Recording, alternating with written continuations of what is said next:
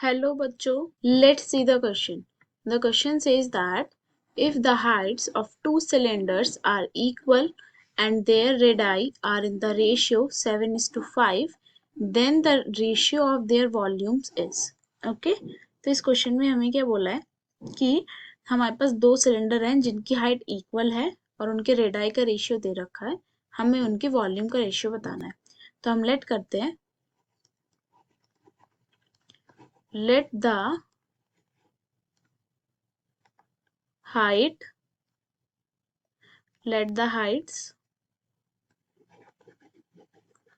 of cylinders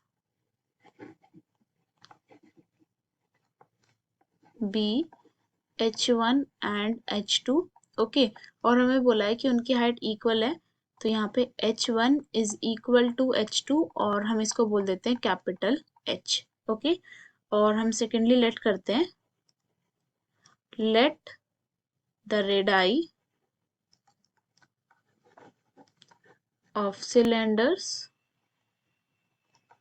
B R1 and R2.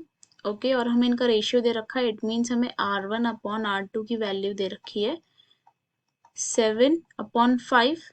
Okay, और हम यहाँ पे लेट करते हैं, अब let the volumes of cylinder be V1 and V2, और हमें इनका रेशियो बताना है, इसका मतलब हमें V1 अपॉन V2 की वैल्यू बतानी है. ओके, तो यहाँ पर हम की कॉन्सेप्ट यूज करेंगे,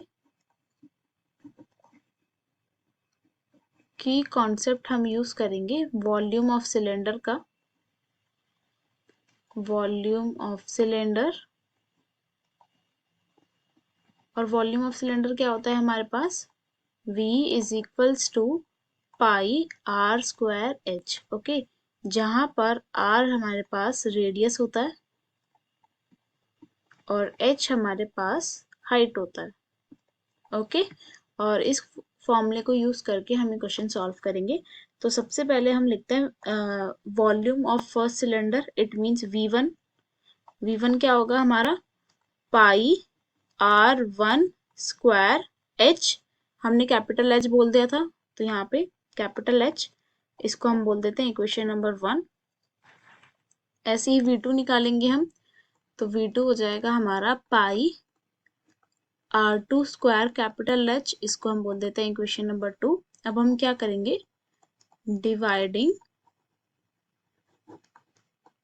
इक्वेशन 1 एंड 2, तो ये हमारे पास हो जाएगा V1 upon V2 is equals to pi R1 square H capital H pi R2 square capital H. यहाँ पे पाई से पाई कैंसिल, H से H कैंसिल, तो V1 अपॉन V2 की वैल्यू क्या आई है हमारे पास, R1 अपॉन R2 का whole square.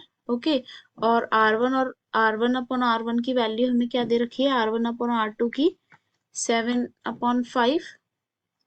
R1 upon R2 की वैल्यू है हमारे पास 7/5, तो यहाँ पे हम पुट कर देंगे, तो V1 अपॉन V2 हमारे पास क्या आएगा, 7/5 का whole square which is equals to 49/25. तो हमारे पास रिक्वायर्ड रेशियो क्या आएगा, हमें वॉल्यूम्स का रेशियो बताना था, तो वॉल्यूम्स का रेशियो है हमारे पास 49:25. ओके, और यही हमारा फाइनल आंसर होगा.